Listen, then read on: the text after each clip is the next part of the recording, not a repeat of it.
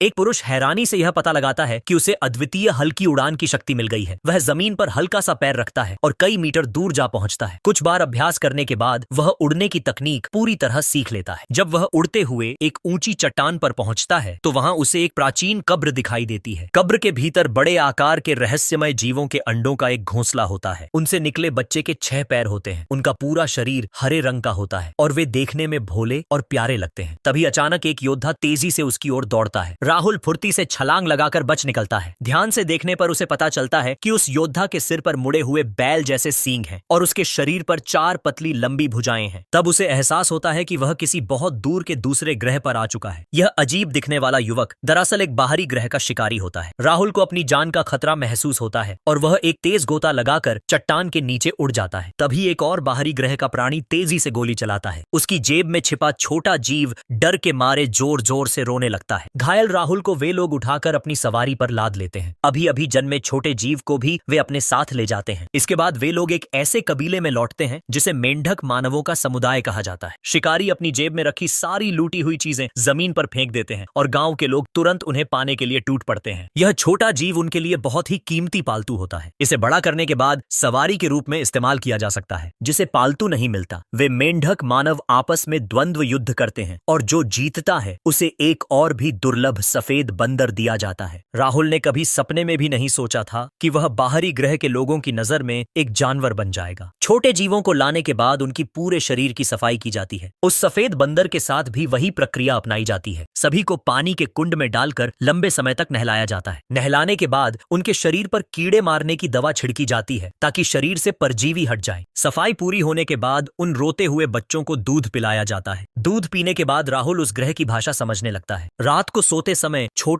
सभी छोटे जीव उसके शरीर से चिपक कर गर्मी लेने लगते हैं, मानो इस इंसान को ही अपना पिता समझ बैठे हों। लेकिन अमित इस बाहरी ग्रह की बस्ती से भागना चाहता था। तभी दरवाजे के पास एक तीर जैसी मोटी देह वाला विशाल कुत्ता रेंगता हुआ आ गया। यह कुत्ता रात होते ही ऊँघने लगता था और इसका विशाल मुंह इतना बड़ा था कि एक पूरे बैल को निगल सकता था। अमित ने मौका देखकर उसके सोते समय उड़ान भरी, लेकिन वह कुत्ता फिर भी उसके सामने आ पहुंचा। दरअसल यह एक बेहद चिपकू और जिद्दी कुत्ता था। अमित चाहे जहां भी जाए वह उससे चिपक ही जाता था। इसकी गति बिजली की तरह तेज थी। अमित हार नहीं मानता और एक ऊंचे मीनार पर उड़ जाता है जहां वह देखता है कि मेंढक जैसे बाहरी ग्रह के लोग एक सभा कर रहे हैं। जिद्दी कुत्ता भीड़ में घुसकर जोर जोर से भौंकने लगता है। मेंढक जाति के लोग अपने चारों मुक्कों से उसके सिर पर जोर जोर से वार करने लगते हैं। अमित को कुत्ते पर दया आ जाती है और वह तुरंत आगे बढ़कर उन लोगों से हाथापाई करने लगता है। आखिरकार अमित खुद बुरी तरह पिट जाता है और उसका चेहरा सूज जाता है। अगर जिद्दी कुत्ता जान की बाजी लगाकर उसकी रक्षा न करता तो शायद वह उस रात जिंदा न बच पाता। अगले दिन मेंढक जाति के लोग उसे सजा देने के लिए चौराहे पर लाते हैं। तभी अचानक आसमान में कई अंतरिक्ष यान दिखाई देते हैं। पता चलता है कि वे इस ग्रह के लुटेरे हैं और इस समय एक भागी हुई राजकुमारी का पीछा कर रहे हैं। निचले स्तर पर रहने वाले मेंढक लोग ऐसे खतरनाक तमाशे देखने के शौकीन होते हैं और फल की थालियां लेकर तमाशा देखने आ जाते हैं। तभी वे देखते हैं कि राजकुमारी भागते समय गलती से जमीन पर गिर जाती है। अमित अन्याय देखकर आगे बढ़ता है और उड़ते हुए छलांग लगाकर राजकुमारी को अपनी बाहों में थाम लेता है। उसकी यह अनोखी उड़ान कला पल भर में राजकुमारी का दिल जीत लेती है। इस ग्रह पर रहने वाले बाहरी प्राणी उड़ नहीं सकते थे। केवल पृथ्वी से आया अमित ही उड़ान की कला जानता था। अपनी अद्भुत गति और शक्ति से वह बाहरी ग्रह के सैनिकों को बुरी तरह पराजित कर देता है। क्रोधित राजा उस पर उच्च तकनीक वाला मिसाइल दागने की तैयारी करता है। संकट की घड़ी में जमीन पर मौजूद मेंढक जाति के लोग अमित का साथ देते हैं। अमित मौका देखकर अंतरिक्ष यान से कूदकर भाग निकलता है। इस शानदार लड़ाई के बाद वह मेंढक जाति का भरोसा जीत लेता है और उसे आगे की सेना का प्रमुख बना दिया जाता है। वे इस ग्रह के दूसरे राज्यों पर हमला करने की योजना बनाते हैं, लेकिन अमित युद्ध का हथियार नहीं बनना चाहता था, इसलिए वह राजकुमारी के साथ उस बस्ती से भाग निकलता है। तीनों एक ग्वाई शो पर सवार होकर तपते रेगिस्तान की ओर निकल पड़ते हैं। कई दिनों की यात्रा के बाद उन्हें एक सूखती हुई नदी दिखाई देती है। प्यास से बेहाल अमित और राजकुमारी पानी पीने के लिए किनारे जाते हैं। तभी पास खड़ा मेंढक व्यक्ति लकड़ी की नाव तोड़ने की कोशिश करता है। खतरा भांपकर अमित तुरंत उड़कर उसे रोकता है। समझाने के बाद मेंढक व्यक्ति भी उनके साथ जाने को मान जाता है। फिर तीनों नाव से नदी पार करते हैं। जिद्दी कुत्ता बहुत भारी होने के कारण किनारे ही रुक जाता है। जब वे एक एक्सियागू में पहुंचते हैं तो सामने एक अद्भुत दृश्य दिखाई देता है। एक विशाल पवित्र वृक्ष एक टापू पर खड़ा होता है। अमित तुरंत राजकुमारी को गोद में उठाकर वहां उड़ जाता है। पैरों के नीचे की बेलें अचानक चमकने लगती हैं और पता चलता है कि यह एक प्राचीन मंदिर है। दोनों हथियार निकालकर भीतर प्रवेश करते हैं। सुरंग के चारों ओर की बेलें नीली रोशनी से चमकने लगती हैं। बीच में पहुंच पहुंचकर उन्हें एक गड्ढा दिखाई देता है। राजकुमारी एक चांदी की पट्टिका उसमें लगाती है। नीली रोशनी चारों ओर फैल जाती है और अंत में एक रहस्यमय मकड़ी का निशान बन जाता है। दोनों उस पर खड़े होते ही सामने सौर मंडल का नक्शा उभर आता है। इन निशानों के जरिए किसी भी ग्रह पर जाया जा सकता था, लेकिन अमित इन जटिल निशानों को सक्रिय नहीं कर पाता। तभी बाहर अचानक हलचल होती है। राजकुमारी चांदी की पट्टिका उठाकर भाग जाती है। कई खतरनाक अर्ध पशु मानव सामने आ जाते हैं। अमित राजकुमारी को लेकर नाव से कूदता है और किनारे पहुंचकर ग्वाई शो पर सवार होकर भागता है। अर्ध पशु मानव गुस्से में उनका पीछा करते हैं। राजकुमारी की रक्षा के लिए अमित ग्वाई शो से उतर जाता है। जिद्दी कुत्ता भी साथ रुकने का फैसला करता है और किसी तरह हटने को तैयार नहीं होता। अमित जोर से दहाड़ता है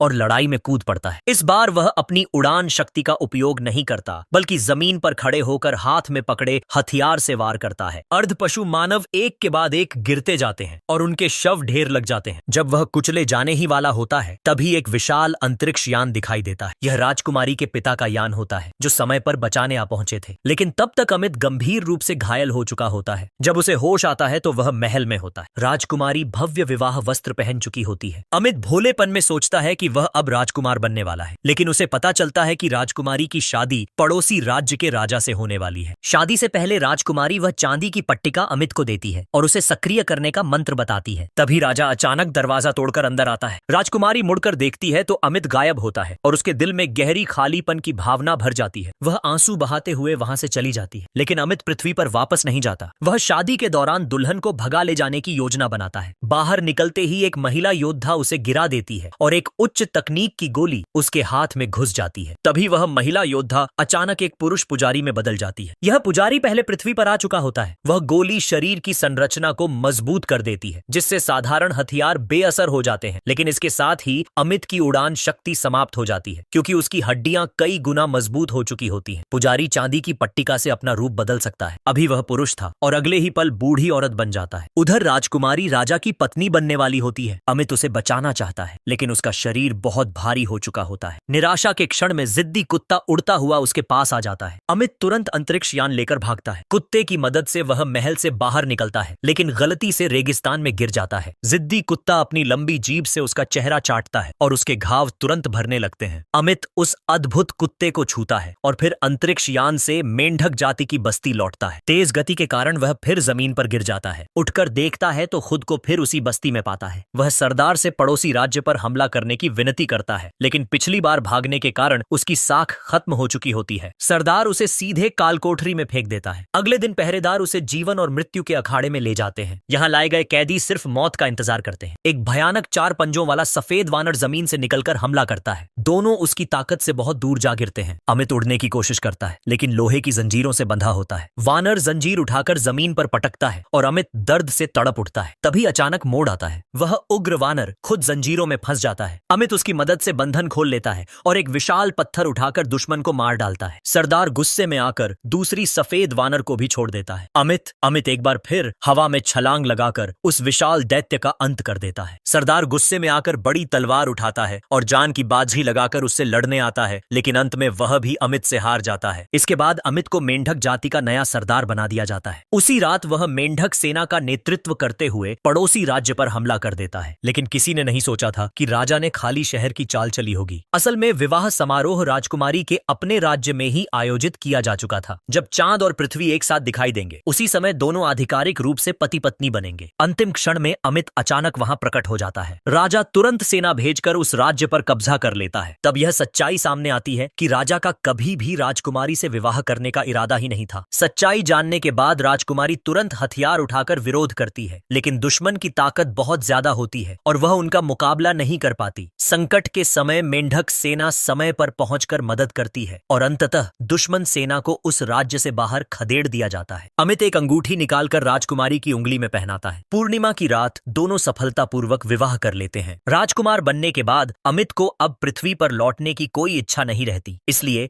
वह ग्रहों के बीच यात्रा करने वाली चांदी की पट्टिका को बेकार समझकर सीधे रेगिस्तान में फेंक देता है। लेकिन उसे यह अंदाजा नहीं होता कि उस पुजारी के पास अभी भी एक और चांदी की पट्टिका मौजूद है। अमित जब नींद से जागता है तो वह फिर से पृथ्वी पर पहुंचा दिया जाता है।